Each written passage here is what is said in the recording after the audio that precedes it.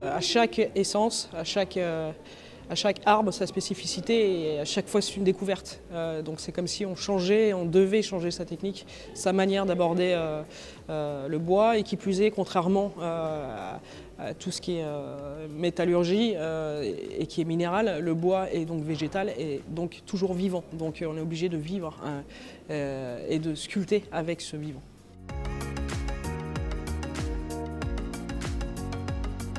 C'est toujours une prise de risque que de s'attaquer à une essence de hêtre, par exemple, ou de pin, ou encore des essences équatoriales, parce que j'ai pu aller dans des forêts et travailler, par exemple en Thaïlande, dans des essences plus exotiques, donc plus dures, qui sont d'autres systèmes de vie, beaucoup d'humidité, donc tout ça se fait ressentir sur l'essence et voilà, d'autres appréhensions en fait, d'autres manières d'appréhender le matériau et la technique.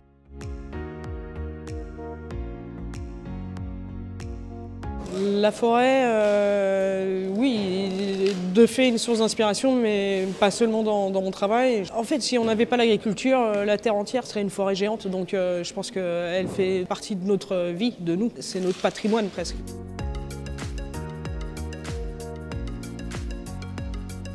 Je pense en tout cas que ce qu'il y a d'intéressant, c'est de se côtoyer. Et qu'aujourd'hui, il semblerait que cela se développe, voire de plus en plus que le fait de se rencontrer, l'altérité de la rencontre permet de faire avancer chez l'artiste ou chez le forestier des choses qui sont essentielles.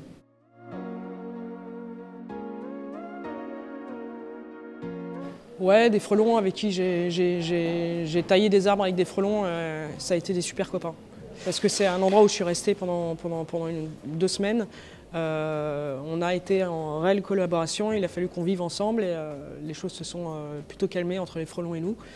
En fait, la totalité de la forêt, les insectes, il y a eu un serpent aussi, une vipère. On se rend compte, parce qu'en général en forêt, on marche, on reste rarement sur un site.